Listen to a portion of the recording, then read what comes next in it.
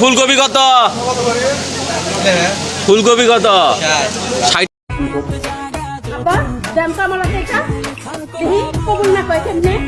টাকা। পটল পটল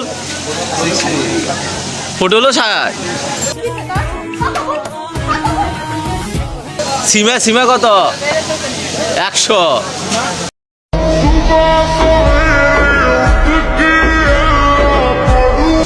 ঢেঁড়স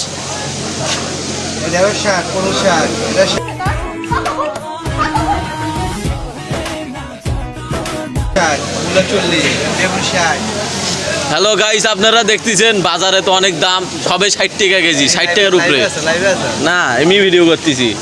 এই যে আলু আলু বলে 25 টাকা কেজি, তাহলে মানুষ খাবে কি?